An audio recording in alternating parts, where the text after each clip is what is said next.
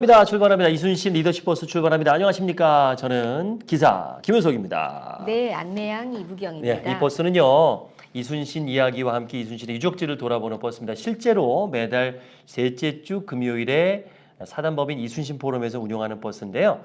저는 그 버스를 두 번 탔고 앞으로 한 번 더 탑니다. 완전히 반해서 네. 그 버스를 좀 같이 좀 진행하는 안내남이다나 제가 되고 싶어서 네. 우리 박사님한테 네. 열심히 공부를 하고 있고 같이 네. 봉사했으면 좋겠어요. 저는 제 생각 같아서는 뭐 한 달에 한 번 또는 네. 한 두 달에 한 번이라도 그 네. 버스를 좀 타서 봉사를 하면 거기 오시는 분들하고 1박 2일 같이 이렇게 이순신에 대해서 이야기하고 같이 존경하고 그러면 이게 끈끈해지더라고요. 그럼요. 그분들하고. 휴먼 네트워크가 자연적으로 생기는 예, 거죠. 예, 예. 네.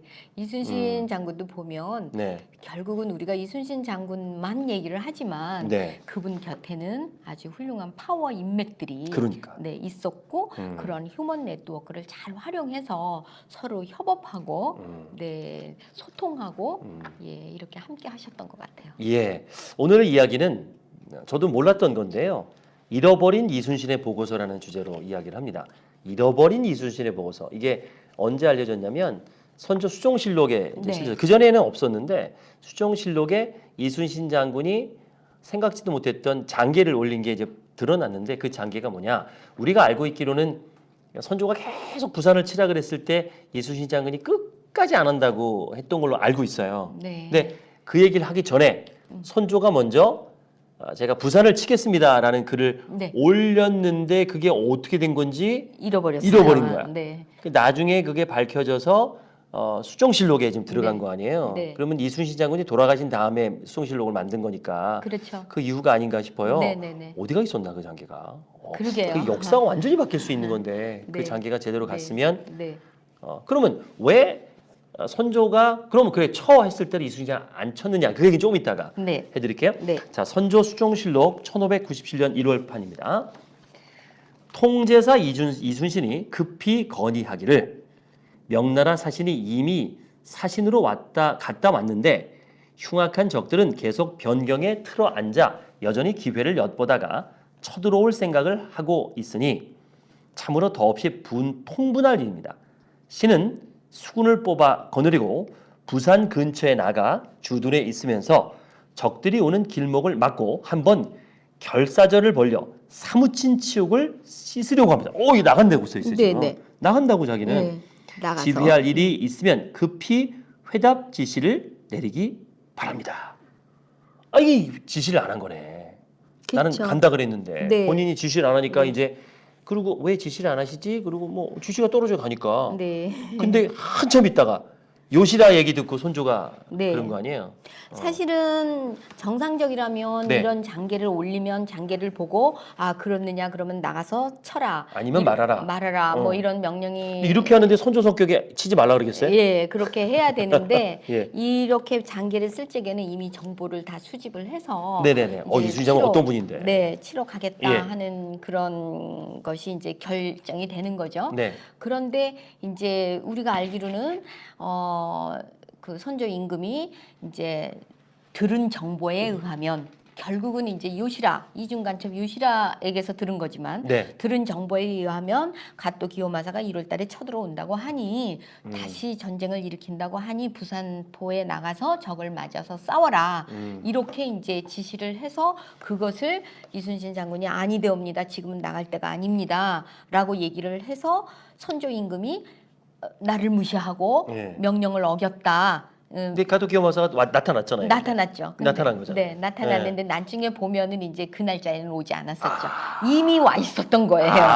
이게 맞던 거구나. 예, 그러니까 가짜 정보를 흘려준 거죠. 아. 그러니까 이제 이순신 장군은 자기가 들은 정보와 또 주종에서 내려온 명령과 비교해 봤을 때 시기적으로 이거는 아니다. 냄새가 난다. 냄새가 지금 이게. 난다. 그러니까 지금은 칠 때가 아닙니다라고 얘기를 한 거지. 네. 무조건 부산포를 안 치겠다고 한 거는 아니었어요. 예. 그런데 이제 이 장계를 보면서 이제 그 현장에 있는 장수의 판단 얼마만큼 중요한 것인가 하는 거를 우리는 이제 여기서 네, 그 그렇죠. 현장의 중요성을 알아야 당연히 돼요. 현장에 있는 사람이 더 많이 아는 거죠. 네. 오너보다는 네. 현장 공장장이 더 많이 알죠. 그렇죠. 근데 오너가 책상에 앉아갖고 그 제품 만들어? 네. 그거 폐기시켜? 이러면 안 된다는 그리고 거죠. 더군다나 삼천리가 넘는 신의주에 의주에 앉아 있고 그치, 의주에 좀 도망가 있는. 지금 선조는 의주에 있고 이순신은 지금 그 한산도에 있는데 예. 그렇게 얘기를 한다는 거는 지금 시기적으로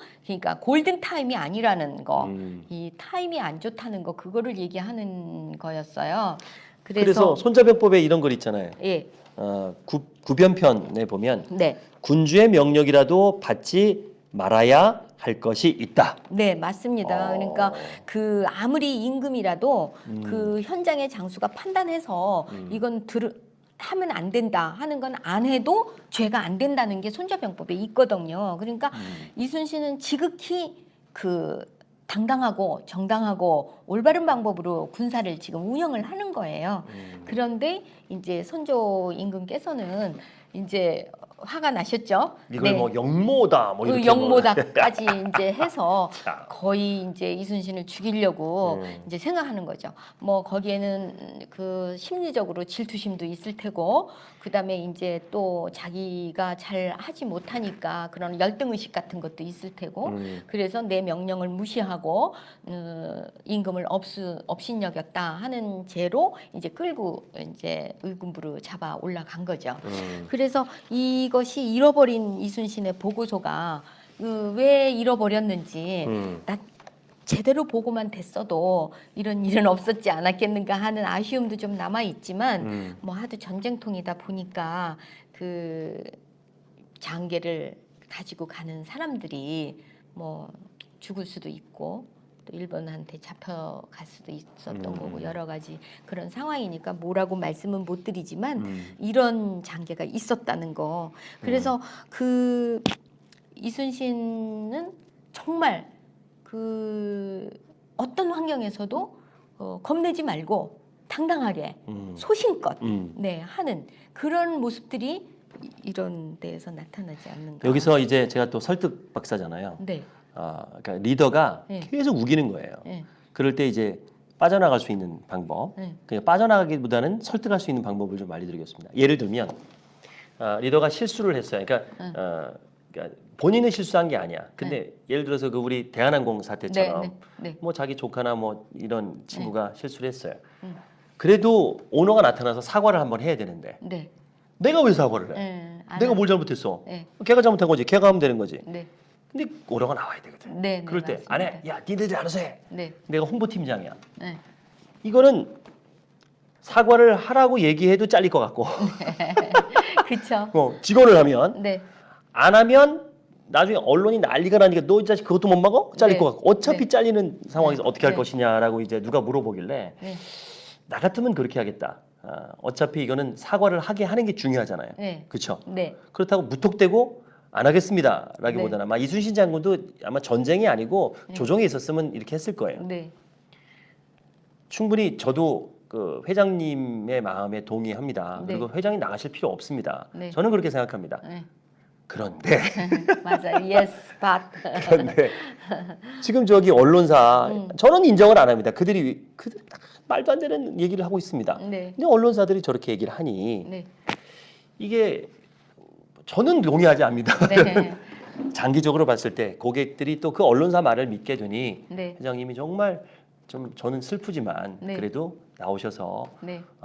사과를 하시면 그렇죠. 저들이 잘못됐지만 네. 이렇게 되면 이제 사과 그래 네, 해볼까? 네. 어쨌든 사과를 하게 해야 되니까. 네. 진정성을 표시를 해야죠. 그러니까. 그 회사에. 그러니까 오너로서. 결국 그럴 때는 이제 나도 정말 그 오너가 꼴도 보기 싫지만 오히려 그 오너를 위해서라도 네. 회사를 사랑한다면 네. 그렇게 네. 어떻게든지 설득을 해서 네, 네. 해야 되는 게 맞지 않을까 싶어요. 임진왜란 때도 지금 방금 말씀하신 그런 훌륭한 예가 있어요. 그래요? 이순신이 이제 잡혀 올라갔지 않습니까? 네네네. 그래서 사형 선고를 받았어요. 예. 그런데 대신들은 이순신이 죽으면 안 돼요. 예. 그리고 이거는 선조가 잘못 판단한 거고 예. 선조가 질투심에 의해서 저렇게 한다는 누가 걸 봐도 다 알고 알죠. 있어요. 그래서 그때 당시에 우의정인 예, 정탁 대감께서 신구차를 써요. 이순신의 목숨을 살려달라는 신구차를 쓰는데 바로 그와 같은 방법으로 써요. 맨 처음에 임금님 당신이 하는 일 다 옳습니다. 이순신이 잘했네. 잘못해서 이렇게 안 나간다고 이렇게 얘기했는데 선조 임금께서 하시는 일은 참 옳습니다.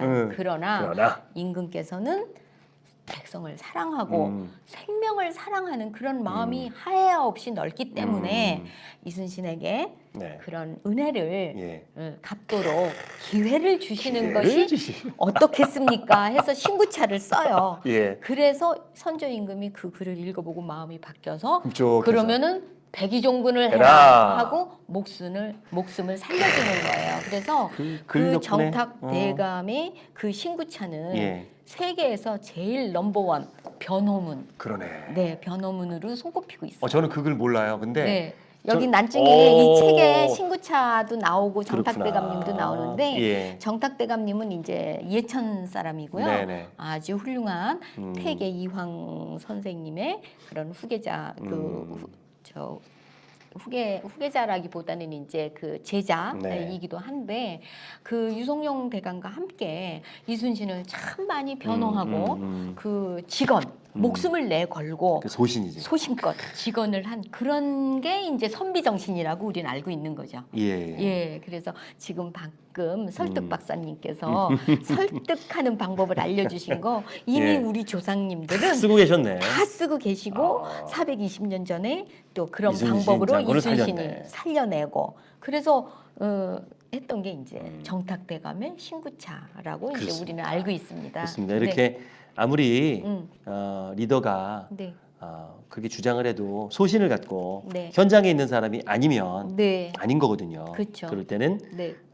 말씀을 하셔야 되는데 네. 그것도 무조건 뭐 잘못했다고 하는 게 아니라 네. 좀 이렇게 기는 죽지 말고 네. 요령껏 해서 더 큰 대안을 위해서 좀 네. 이렇게 설득하셨으면 좋겠습니다. 그런 게 지혜겠죠? 지혜죠, 지혜. 네, 네. 그러니까 지혜를 그렇게 표현하더라고요. 그 최정호 교수님 강의를 들었는데 네. 그럴 수 있다. 네. 그러니까 당신 그렇게 생각할 수 있다. 네. 그러나 네. 맞아요. 이렇게 네. 인정을 하는 거죠. 지혜는 네. 네. 그럴 수 있다. 그럴 네. 수 있다. 하지만 그러나 이런 것들이 삶의 네. 지혜가 아닐까 이런 네. 생각이 듭니다. 오늘 잃어버린 이순신 보고서 이 보고서가 잃어버리지 않았으면 또 역사는 어떻게 바뀌었을까 좀 궁금하기도 하는데 그런 명량이 없었겠죠. 오늘 이순신 장군의 네. 그 부산을 치려고 하셨다라는 걸 좀 새로 알았고요. 네. 또 그런 소식을 전해드리면서 마치겠습니다. 지금까지 설득박사 김효석이었고요. 이순신 포럼의 이부경입니다. 고맙습니다.